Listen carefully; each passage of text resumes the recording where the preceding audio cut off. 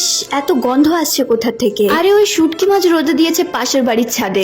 এগুলো কি মানুষে খায় নাকি? জানি না বাবা, এগুলো এরা খায় কি করে? এর গন্ধেই আমার গা গুলিয়ে গেল। আচ্ছা, তোমরা মানুষ না অন্য কিছু প্রাণী? এই পচা শুকনো মাছগুলোকে খাও, আর এগুলোর কি বাজে গন্ধ। আচ্ছা, এরম খাবার তোমরা খাও কেন? যেটা তোমাদের বাড়িতে রান্না করলে গোটা দুনিয়ায় কি বাজে একটা গন্ধ ছড়িয়ে যায়। তো এতক্ষণ ধরে তোমাদের সাথে যে কথাগুলো বললাম সেগুলো কিছু ছুঁচি, অমানুষ, অভদ্র এবং খুবই চিপ মেন্টালিটির কিছু মহিলার কথা বললাম। এরা নিজেরা কি খায়, কি পরে, কোথায় থাকে, এদিকে তাদের চোখ, কান, ধ্যান, প্রাণ, মন কোনোটাই বিন্দু মাত্র থাকে না। এদিকে লোকের বাড়ির গন্ধ শোঙার জন্য এদের নাক সবসময় মাউন্ট এভারেস্টের মতো খাড়া হয়ে থাকে। সো হ্যালো এভরিওয়ান, সবাই কেমন আছো? তোমরা অনেকেই কমেন্ট করেছিলে দিদি ভ্যালেন্টাইন সম্পর্কে কোনো পোস্ট নেই কেন। সত্যি কথা বলতে আমরা সেই প্রথম দিন থেকেই দুজন দুজনের জন্য অনেক বেশি স্পেশাল। দুজন দুজনকে যে ঠিক কতখানা ভালোবাসি সে কথা আমরা মুখ ফুটে কোনোদিনই কেউ কাউকে বলিনি ঠিকই, তবে প্রতিটা মুহূর্তে জীবনের প্রতিটা ভালো মন্দ দিনে দুজন দুজনের পাশে সমানভাবে থেকে যাওয়া, হাজারো দুঃখ, কষ্ট, রাগ, অভিমানের পরেও কেউ কাউকে না ছেড়ে গিয়ে সারা জীবন দুজন একসাথে পাশে থেকে যাওয়া, এক কথায় এগুলোই আমাদের দুজনের কাছে দুজনের থেকে পাওয়া অনেক বড় ভালোবাসা। আর এই যে ভ্যালেন্টাইন নামক একটা উইক গেল, তার মধ্যে এই রোজ ডে, টেরি ডে, প্রপোজ ডে, আরো এই 7টা দিনের মধ্যে যেই ডে গুলো গেল আর কি, এগুলো শুধুমাত্র সোশ্যাল মিডিয়ায় পোস্ট করে শো অফ করা ছাড়া আর কিছুই মনে হয় না আমার। এটা শুধুমাত্র আমার পার্সোনালি মতামত শেয়ার করলাম, যদিও জানি সবার মেন্টালিটি সমান নয়, তাই কারোর যদি আমার কথায় বিন্দু মাত্র খারাপ লাগে তাহলে মাফ করবেন। সিনু আজকে বাড়িতে নেই, সিনু গেছে আমার মায়ের বাড়িতে 2-3 দিনের জন্য ঘুরতে, আর সুনীলও নেই, সুনীল চলে গেছে তার ডিউটি। তো ঘরে আজকে আমি একা কি রান্না করব সকাল থেকে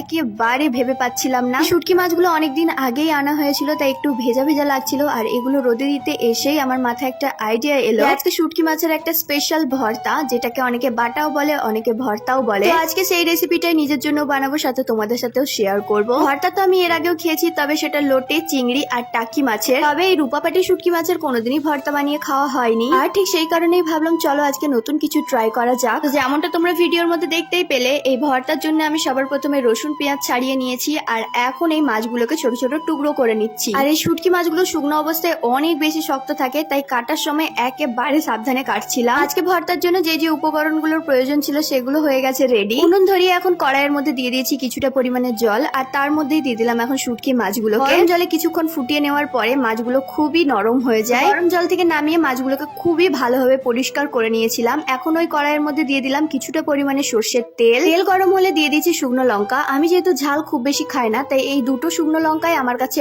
অনেক ঝাল। এই লঙ্কার পরে দিয়ে দিয়েছি কয়েক টুকরো রসুন, আর এরপরে দিয়ে দিলাম দুটো মিডিয়াম সাইজের কুচি করে রাখা পেঁয়াজ। এরপরে পেঁয়াজ আর রসুনকে ভালো করে লাল করে ভাজা করে নিচ্ছি। আচ্ছা, আজকের ভিডিওতে তোমরা কমেন্ট করে জানিও তো যে শুটকি মাছের মধ্যে অতিরিক্ত দুর্গন্ধ থাকা সত্ত্বেও তাও তোমরা এই শুটকি মাছের অনেক বড় ফ্যান। পেঁয়াজ রসুন ভাজা করে উঠিয়ে নেওয়ার পরে ওই কড়াইয়ের মধ্যে দিয়ে দেবো এখন শুটকি মাছগুলো, হালকা হালকা ভাজা করে নেবো বলে। তাই আগে শুটকি মাছের ভিডিওতে সুহানা বলে এক বোন আমাকে বাংলাদেশ থেকে কমেন্ট করে, আপু তোমার শুটকি মাছের রেসিপির সাথে তোমার কথা বলার ধরন পুরো আমাদের মন ছুঁয়ে যায়, আর আমার সাথে সাথে আমার বাড়িরও প্রত্যেকটি বড় মানুষই তোমার ভিডিও অনেক বেশি পছন্দ করে। Thank you so much Suhana, তোমাকে এবং তোমার পরিবারের প্রতিটি মানুষকে জানাই অনেক অনেক ভালোবাসা, সাথে অনেক অনেক ধন্যবাদ। আর তোমরাও এখন আমার ভিডিওটা কোথা থেকে দেখছো কমেন্ট বক্সে জানাতে কিন্তু একেবারে ভুলো না। এরপরে ভেজে রাখা শুকনো লঙ্কা, শুটকি, পেঁয়াজ আর রসুন সাথে অ্যাড করেছিলাম খুবই অল্প পরিমাণে তেঁতুল। আর মানে কিন্তু ওই গিজিবিজি টক একেবারেই না, শুধুমাত্র অল্প স্বাদের জন্য অ্যাড করেছিলাম অল্প পরিমাণে তেঁতুল। এরপরে এই সবকটা উপকরণ খুব বেশি মিহি করিনি, নইলে শুটকি মাছের ভর্তা বলে মনেই হতো না। আর একেবারে শেষে অ্যাড করেছিলাম পরিমাণ মতো নুন। আর টেস্ট করার পরে আশা করছি তোমরা আমার রিয়াকশন দেখেই বুঝতে পেরে গেছো যে আজকে